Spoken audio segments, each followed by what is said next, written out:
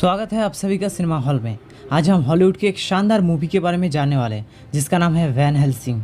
इस मूवी की कहानी आज से 150 साल पहले की है, जहां ट्रांसिल्वेनिया में हम एक डॉक्टर को देखते हैं जो ड्रैकुला की मदद से एक मरे हुए मॉन्स्टर को जिंदा करने की कोशिश कर रहा है। और उस मॉन्स्टर को जिंदा करने के लिए डॉक्टर ने अपना साइंस और ड्रैकुला की मैजिक का इस्तेमाल किया था। बाहर गांव वालों को पता चल गया है कि डॉक्टर मुर्दों को जिंदा कर रहा है जो सभी को नुकसान पहुंचाएगा। इसीलिए गुस्से में सारे गांव वाले डॉक्टर और मॉन्स्टर को मारने के लिए आए हैं। अंदर डॉक्टर बहुत खुश है कि उसने मुर्दों को जिंदा कर पाया, लेकिन ड्रैकुला बताता है कि वो मॉन्स्टर को अपनी मकसद के लिए इस्तेमाल करेगा जो कि बहुत ही खतरनाक होगा। इसीलिए डॉक्टर ड्रैकुला को ऐसा करने से रोकता है, लेकिन ड्रैकुला उसे मार देता है। और तभी मॉन्स्टर उठकर ड्रैकुला के ऊपर हमला करता है और अपने बनाने वाले डॉक्टर को लेकर वहाँ से भाग जाता है। वो भागकर एक विंड मिल में पहुंच जाता है। इधर डॉक्टर के असिस्टेंट जो डॉक्टर के साथ गद्दारी करके ड्रैकुला के साथ मिला हुआ है, वो गांव वालों को बता देता है कि डॉक्टर और मॉन्स्टर विंड मिल की तरफ गया है। अब सारे गांव वाले विंड मिल की तरफ जाते हैं और विंड मिल को आग लगा देते हैं, जिससे कि डॉक्टर और मॉन्स्टर वहीं पर मर जाता है। इधर ड्रैकुला अपने असली रूप में आ गया है और वो उसी जगह पर आता है जहाँ पर अभी भी मॉन्स्टर मारा गया। उसके साथ उसके 3 वाइफ्स भी थे। मॉन्स्टर के मौत पर ड्रैकुला काफ़ी दुखी और परेशान हो जाता है और उसकी वाइफ्स भी रोने लगते हैं। आखिर क्यों ड्रैकुला मॉन्स्टर को बचाना चाह रहा था, क्या है उसका मकसद, ये हम आगे जान पाएंगे। अब 1 साल बीत जाते हैं और हम मूवी की हीरो वैन हेल्सिंग को देखते हैं जो एक मॉन्स्टर हंटर है। मतलब जो मॉन्स्टर इंसानियत के लिए खतरा है उन्हें वो पकड़कर मार देता है। यहाँ पर वैन हेल्सिंग एक मॉन्स्टर को पकड़ने के लिए आया है, लेकिन मॉन्स्टर उसके ऊपर हमला कर देता है और मॉन्स्टर बहुत ही ताकतवर है। फिर भी वैन हेल्सिंग उसका मुकाबला करता है और लड़ाई के आखिर में मॉन्स्टर बिल्डिंग से नीचे गिरकर मारा जाता है और वो मरते वक्त एक आम इंसान बन जाता है, जिसे देखकर लोग समझते हैं कि वैन हेल्सिंग एक खूनी है जो आम इंसानों को मारता है। इसके बाद वैन हेल्सिंग रोम के वाटिकन सिटी चला आता है और यहाँ के चार्च के जो फादर है उनसे मिलता है, क्योंकि इसी फादर के लिए वो काम करता है। मतलब वैन हेल्सिंग एक सीक्रेट फोर्स की तरह है जिसे वाटिकन सिटी से चलाया जाता है इंसानों की रक्षा करने के लिए। अब पादरी वैन हेल्सिंग को अंदर ले जाते हैं और उसे बताते हैं कि ट्रांसिल्वेनिया में एक राक्षस है ड्रैकुला, जो कि एक बहुत ही खतरनाक राक्षस है और तुम्हारा अगला मिशन है ड्रैकुला को मारना। और वो ये भी बताते हैं कि ट्रांसिल्वेनिया की राज परिवार पिछले 400 सालों से ड्रैकुला के विरुद्ध लड़ाई कर रहे हैं, लेकिन आज तक ड्रैकुला को मार नहीं पाए। और उनके वंश में अब सिर्फ एक लड़की एना और उसका भाई जिंदा है। ये दोनों भी हर वक्त ड्रैकुला को मारने की कोशिश करते ही रहते हैं, लेकिन उनकी कोशिश काफ़ी नहीं है ड्रैकुला को मारने के लिए। इसीलिए तुम्हें वहाँ जाकर ड्रैकुला को मारने में उनकी मदद करना होगा। वैन हेल्सिंग इस मिशन के लिए राजी हो जाता है और इसके बाद वो एक जूनियर पादरी से मिलता है जो एक साइंटिस्ट की तरह है। वो वैन हेल्सिंग को नए और एडवांस हथियार देता है राक्षसों से लड़ने के लिए। वैन हेल्सिंग पादरी को भी अपने साथ ट्रांसिल्वेनिया जाने के लिए मना लेता है। दूसरी तरफ हम एना और उसके भाई को देखते हैं जो ट्रैप बिछाकर एक भेड़िए मॉन्स्टर को पकड़ने की कोशिश कर रहा है, लेकिन काफ़ी कोशिश करने के बावजूद भी वो भेड़िए को पकड़ नहीं पाते। और आखिर में जब भेड़िए एना के ऊपर हमला करके उसे मारने वाला होता है, तब एना का भाई एना को धक्का देकर भेड़िए के ऊपर गोली चलाता है और भेड़िए भी उसके ऊपर जंप करता है, जिससे वो दोनों नीचे खाई में गिर जाते हैं। एना यहाँ पर दुखी हो जाती है क्योंकि उसे लगता है कि उसने अपने भाई को खो दिया है। इसके कुछ ही दिनों बाद वैन हेल्सिंग ट्रांसिल्वेनिया के गाँव पहुँच जाता है, लेकिन गाँव वाले बाहर से लोग आए हैं ये देखकर खुश नहीं होते और वो वैन हेल्सिंग को मारना चाहते हैं। तभी वहाँ पर ड्रैकुला की वाइफ्स आकर गांव वालों के ऊपर हमला करते हैं, क्योंकि यहाँ पर एना भी आई थी और वो एना को मार के उसकी खून पीना चाहती है। अब वैन हेल्सिंग भी ड्रैकुला के वाइफ्स के साथ लड़ने लगता है। यहाँ पर एक बहुत ही ज़बरदस्त फाइट सीन दिखाया गया है जिसे एक्सप्लेन करके समझाया नहीं जा सकता। अब वैन हेल्सिंग के लिए ड्रैकुला के वाइफ्स को मारना उतना आसान नहीं था। फिर भी वैन हेल्सिंग अपने क्रॉसबो पर पवित्र पानी लगाकर ड्रैकुला की एक वाइफ को मार देता है, जिसे देखकर बाकी दोनों वाइफ डर के मारे वहाँ से भाग जाते हैं। अब एना समझ जाती है कि वैन हेल्सिंग काम का बंदा है, इसीलिए वो उन दोनों को अपनी महल ले जाती है। क्योंकि राक्षस दिन में भी हमला करना शुरू कर दिया है, इसीलिए एना जितनी जल्दी हो सके ड्रैकुला को मारकर ये सब खत्म करना चाहती है और ये काम वो अकेले ही करना चाहती है। लेकिन वैन हेल्सिंग उसे बेहोश कर देता है, क्योंकि वैन हेल्सिंग को पता है अगर एना अकेली गई तो उसकी मौत तय है, क्योंकि ड्रैकुला एक बहुत ही पावरफुल राक्षस है। अब अगले सीन में जब एना की होश आती है तब उसे एहसास होता है कि कोई उसके कमरे में है और तभी एक भेड़िए उसके ऊपर हमला करता है और तभी बादल से चांद ढक जाता है और वो भेड़िए एक इंसान बन जाता है। हम देखते हैं कि ये एना का ही भाई है जो अब एक भेड़िए मॉन्स्टर बन चुका है। असल में जब एना का भाई ने भेड़िए के ऊपर गोली चला था तब नीचे गिरते वक्त भेड़िए ने उसे काट लिया था। और भेड़िए मॉन्स्टर की खासियत ये है कि वो जिसे भी काटता है वो भी भेड़िए बन जाता है। इसी वजह से अब चांद निकलते ही ऐना का भाई एक भेड़िया बन जाता है, और जब वो भेड़िया बनता है तब वो अपने कंट्रोल में नहीं रहता।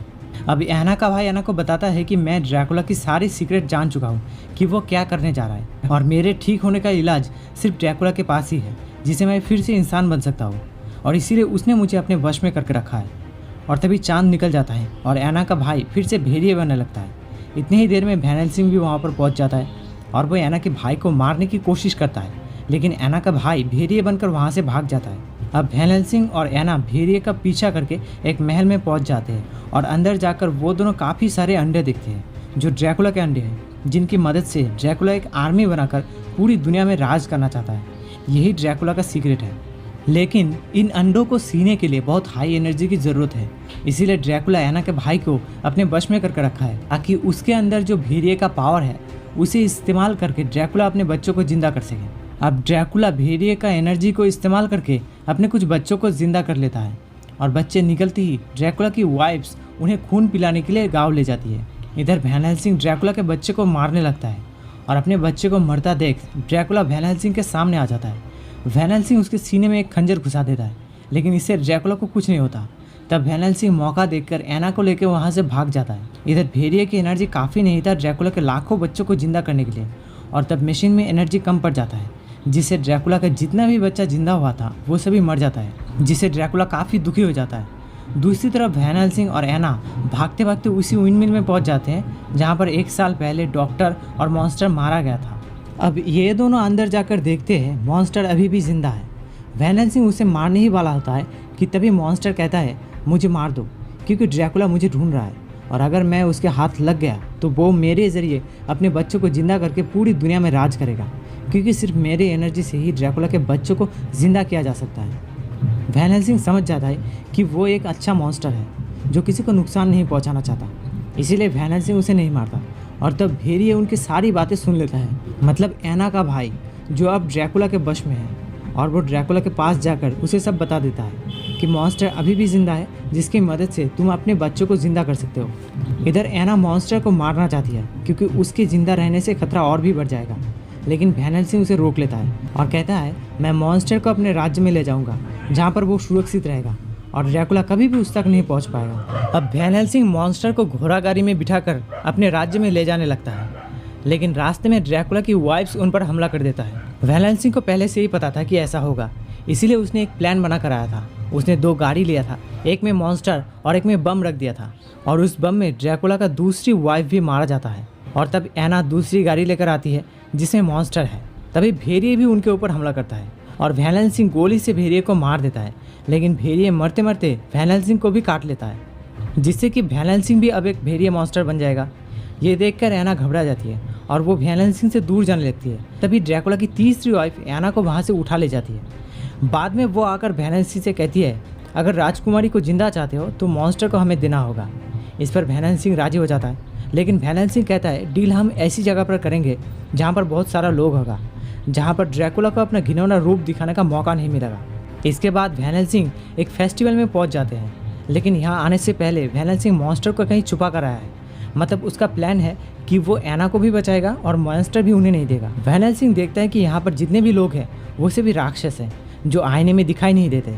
अब वैन हेल्सिंग ऐना को उन सभी के बीच में से उठा ले आता है, और जब वो यहाँ से भाग रहे थे तभी वो देखते हैं कि ड्रैकुला का असिस्टेंट मॉन्स्टर को पकड़ कर ले आया है। मतलब उसे पता चल गया था कि मॉन्स्टर को कहाँ छुपाया गया था। अब वो लोग मॉन्स्टर को एक बोट पर बिठाकर ड्रैकुला के महल ले जाने लगते हैं। तब वैन हेल्सिंग उन्हें रोकने की कोशिश करता है, लेकिन तब तक गेट बंद हो जाता है, और तभी वैन हेल्सिंग के अंदर भेड़िए का लक्षण दिखाई देता है। लेकिन वैन हेल्सिंग भेड़िया नहीं बनता, क्योंकि भेड़िए बनने के लिए चांद का होना ज़रूरी है, और चांद निकलने में अभी भी 2 घंटा बाकी है। अब ये सब ऐना के महल आ जाते हैं, और हम देखते हैं कि वैन हेल्सिंग के अंदर ऑलरेडी भेड़िए का पावर आ गया है।